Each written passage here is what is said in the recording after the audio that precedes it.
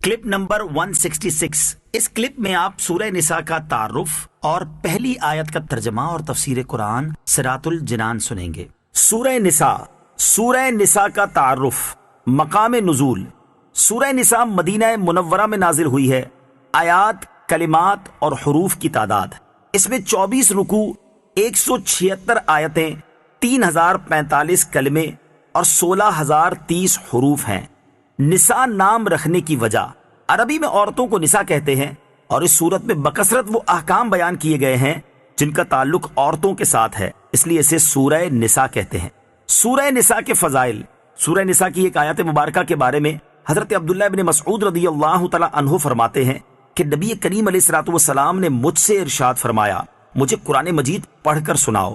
میں نے عرض کی، یا رسول اللہ صلی اللہ تعالی علیہ وآلہ وسلم، میں آپ کو پڑھ کر سناؤں حالانکہ یہ تو آپ پر نازل فرمایا گیا ہے؟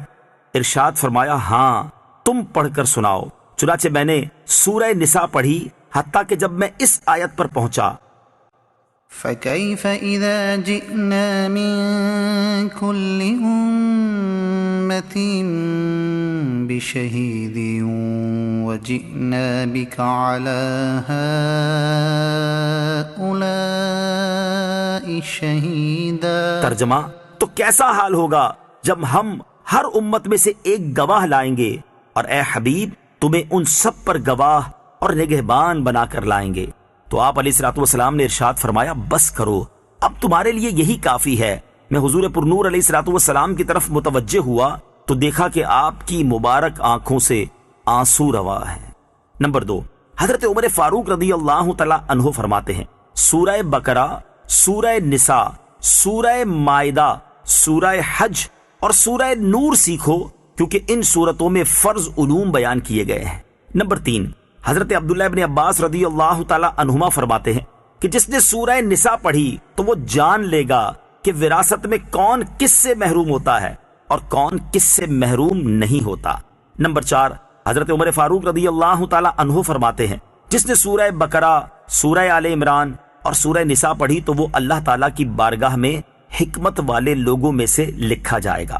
سورہ نساء کے مضامین۔ اس سورت کا مرکزی مضمون یہ ہے کہ اس میں یتیم بچوں اور عورتوں کے حقوق اور ان سے متعلق احکام بیان کیے گئے ہیں، جیسے یتیم بچوں کے مال کو اپنے مال میں ملا کر کھا جانے کو بڑا گناہ قرار دیا گیا، ناسمجھ یتیم بچوں کا مال ان کے حوالے کرنے سے منع کیا گیا، اور جب وہ شادی کے قابل اور سمجھدار ہو جائیں تو ان کا مال ان کے سپرد کر دینے کا حکم دیا گیا۔ یتیموں کے مال ناحق کھا جانے پر وعید بیان کی گئی۔ اسی طرح عورتوں کا مہر انہیں دینے کا حکم دیا گیا اور مہر سے متعلق چند اور مسائل بیان کیے گئے۔ میراث کے مال میں عورتوں کے باقاعدہ حصے مقرر کیے گئے۔ ان عورتوں کا ذکر کیا گیا جن سے نسب، رضاعت اور مصاہرت کی وجہ سے ہمیشہ کے لیے نکاح حرام ہے، اور جن عورتوں سے کسی سبب کی وجہ سے عارضی طور پر نکاح حرام ہے۔ ایک سے زیادہ عورتوں کے ساتھ شادی کرنے کے احکام بیان کیے گئے اور نافرمان عورت کی اصلاح کا طریقہ ذکر کیا گیا۔ اس کے علاوہ سورہ نساء میں یہ مضامین بیان ہوئے ہیں۔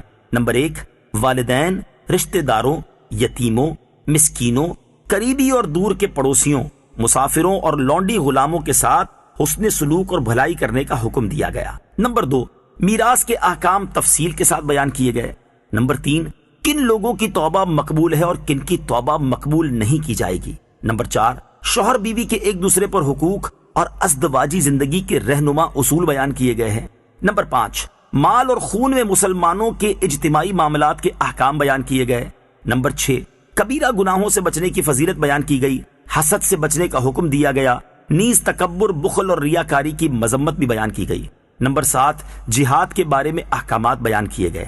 نمبر 8، قاتل کے بارے میں احکام، ہجرت کے بارے میں احکام اور نماز خوف کا طریقہ بیان کیا گیا ہے۔ نمبر 9، نیک اعمال کرنے اور گناہوں سے توبہ کرنے کی تلقین کی گئی ہے۔ نمبر 10، اخلاقی اور ملکی معاملات کے اصول اور جنگ کے بعض احکام بیان کیے گئے ہیں۔ نمبر 11، منافقوں، عیسائیوں اور بطور خاص یہودیوں کے خطرات سے مسلمانوں کو آگاہ کیا گیا ہے۔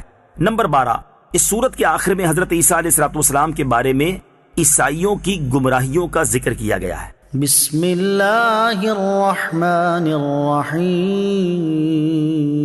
الرحیم۔ ترجمہ، اللہ کے نام سے شروع جو نہایت مہربان رحمت والا ہے۔ يا أيها الناس اتقوا ربكم الذي خلقكم من نفس واحدة وخلق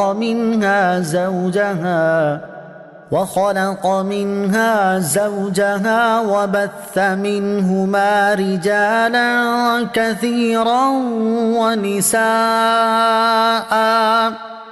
واتقوا الله الذي تساءلون به والأرحام إن الله كان عليكم رقيبا۔ ترجمہ: اے لوگو، اپنے رب سے ڈرو جس نے تمہیں ایک جان سے پیدا کیا اور اسی میں سے اس کا جوڑا پیدا کیا اور ان دونوں سے کثرت سے مرد و عورت پھیلا دیے، اور اللہ سے ڈرو جس کے نام پر ایک دوسرے سے مانگتے ہو، اور رشتوں کو توڑنے سے بچو، بے شک اللہ تم پر نگہبان ہے۔ یا ایہا الناس، اے لوگو۔ اس آیت مبارکہ میں تمام بنی آدم کو خطاب کیا گیا ہے اور سب کو تقوی کا حکم دیا ہے۔ کافروں کے لیے تقوی یہ ہے کہ وہ ایمان لائیں اور اعمال صالحہ کریں، اور مسلمانوں کے لیے تقوی یہ ہے کہ ایمان پر ثابت قدم رہیں اور اعمال صالحہ بجا لائیں۔ ہر ایک کو اس کے مطابق تقوی کا حکم ہوگا۔ اس کے بعد یہاں چند چیزیں بیان فرمائیں۔ نمبر 1، اللہ تعالیٰ نے تمام انسانوں کو ایک جان یعنی حضرت آدم علیہ السلام سے پیدا کیا۔ نمبر 2، حضرت آدم علیہ السلام کے وجود سے ان کا جوڑا یعنی حضرت حوا رضی اللہ تعالی عنہا کو پیدا کیا۔ نمبر 3، انہی دونوں حضرات سے زمین میں نسل در نسل کثرت سے مرد و عورت کا سلسلہ جاری ہوا۔ نمبر 4، چونکہ نسل انسانی کے پھیلنے سے باہم ظلم اور حق تلفی کا سلسلہ بھی شروع ہوا، لہذا خوف خدا کا حکم دیا گیا تاکہ ظلم سے بچیں، اور چونکہ ظلم کی ایک صورت اور بدتر صورت رشتہ داروں سے قطع تعلقی ہے، لہذا اس سے بچنے کا حکم دیا۔